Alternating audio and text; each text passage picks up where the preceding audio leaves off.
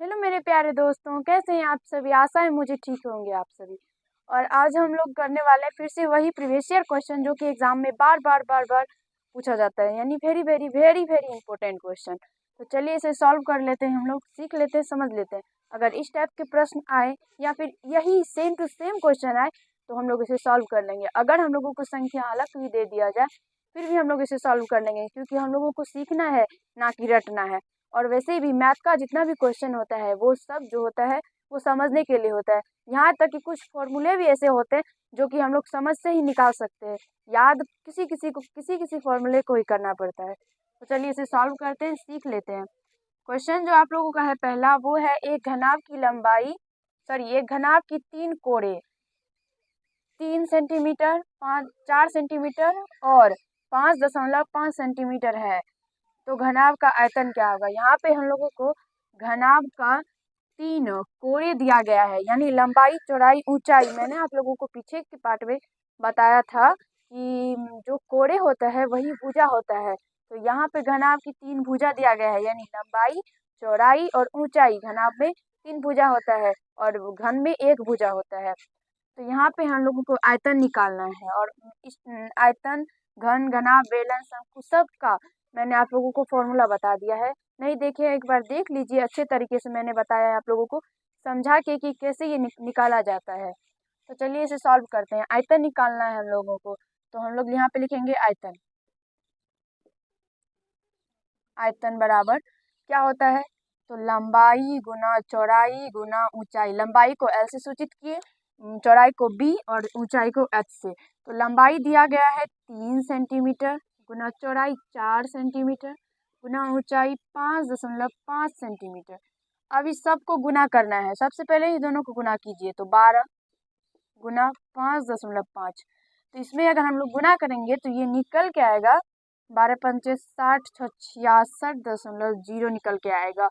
और यहाँ से हम लोग दशमलव के बाद जो जीरो होता है उसका कोई वैल्यू हम लोग नहीं देते हैं, इसलिए इसका आंसर निकल के आएगा 66 सेंटीमीटर क्यूब। आयतन जो होता है वो क्यूब होता है, याद रखिएगा, क्योंकि सेंटीमीटर सेंटीमीटर सेंटीमीटर तीनों की पावर 1 है। अगर ये दोनों गुना में है तो जुटेगा, यानी सेंटीमीटर की पावर 3 हो गया, यही क्यूब हो गया। आशा है समझ में आप लोगों को आ गया होगा, कहीं से कोई दिक्कत समस्या कठिनाई नहीं होगा। और इस टाइप के प्रश्न जो आएंगे आप लोग उसे चुटकी में अब सॉल्व कर लेंगे। देखिए दूसरा जो क्वेश्चन है वो है, यदि घनाभ की लंबाई चौड़ाई तथा ऊंचाई क्रम से 12 सेंटीमीटर, 10 सेंटीमीटर तथा 8 सेंटीमीटर हो तो घनाभ का आयतन क्या होगा। सेम टू सेम क्वेश्चन है दोस्तों, आप लोगों से बन जाएगा, ये ट्राई कीजिए एक बार। तो यहाँ से हम लोग अगर हल करें तो ये आयतन क्या होता है, आयतन लंबाई गुना चौड़ाई गुना ऊंचाई। लंबाई 12 सेंटीमीटर गुना चौड़ाई 10 सेंटीमीटर गुना ऊंचाई 8 सेंटीमीटर। अब सबको गुना करना है। सबसे पहले 12 को 8 से गुना कीजिए, 12×8 कितना होता है, 96 होता है। उसके बाद 96 को 10 से गुना कीजिए, 960, 960 centimetre centimetre centimetre centimetre cube. और इसका बी नंबर ऑप्शन हो जाएगा इसका आंसर। और इसका 66 सेंटीमीटर ऑप्शन में बी नंबर जो है वही होगा इसका आंसर। मैं भूल गई थी, यहाँ पे अब मार दिया है। अब इसका भी बी नंबर ऑप्शन जो है वही है, 960 सेंटीमीटर क्यूब। ध्यान से मारिएगा दोस्तों, क्योंकि बहुत सारे ऐसा होता है कि यहाँ पे 960 है ना, तो सब में 960 रहेगा ही। किसी में सेंटीमीटर क्यूब रहेगा जो कि आप लोगों का आंसर होगा, किसी में रहेगा सेंटीमीटर मीटर का क्यूब होगा, किसी में सिर्फ उसी 900 सेंटीमीटर ही होगा, या फिर किसी में 960 सेंटीमीटर होगा। तो बहुत सारा कंफ्यूजन होगा आप लोगों को, लेकिन जो आप लोग निकालिएगा वही उसका आंसर होगा। तो इसलिए खोज के आराम से मारिएगा। अब यहाँ से तीसरा है, एक यदि एक घनाभ की लंबाई चौड़ाई ऊंचाई 10 सेंटीमीटर, 8 सेंटीमीटर और 6 सेंटीमीटर, तो इसका विकर्ण होगा। तो मैंने आप लोगों को ये विकर्ण के बारे में भी बताया था कि घनाभ का जो विकर्ण होता है वो क्या होता है, अंडर रूट लंबाई स्क्वायर प्लस चौड़ाई स्क्वायर प्लस ऊंचाई स्क्वायर, ये होता है घनाभ का विकर्ण। तो यहाँ से हम लोगों को लंबाई 10 सेंटीमीटर, चौड़ाई 8 सेंटीमीटर और ऊंचाई 6 सेंटीमीटर दिया गया है। तो यहाँ से हम लोग इसे सॉल्व करेंगे तो 10 का स्क्वायर, सेंटीमीटर भी देख कर सकते हैं, उसके बाद चौड़ाई 8 उसका स्क्वायर प्लस ऊंचाई 6 उसका स्क्वायर। और यहाँ से हम क्या करेंगे, 1 सेकेंड रुकिए, यहाँ से 6 स्क्वायर। अब ये सब को हम लोग कोष्ट में लेके यहाँ पे सेंटीमीटर क्यूब दे देंगे। उसके बाद अब यहाँ पे जो हम लोग सॉल्व करेंगे तो 10 का स्क्वायर कितना होता है, 100। 8 का स्क्वायर कितना होता है, 64। और 6 का स्क्वायर कितना होता है, 36। और ये सब सेंटीमीटर क्यूब, इसे कोष्ट में आप लोग लेके दे सकते हैं। अब ये सब को जब जोड़ेंगे तो ये हो जाएगा 200 सेंटीमीटर क्यूब।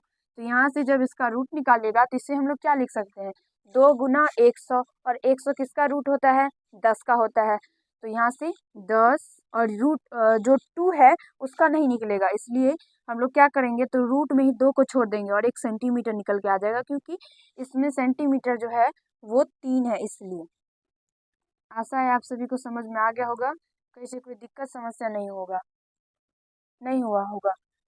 यहाँ से ये सेंटीमीटर स्क्वायर,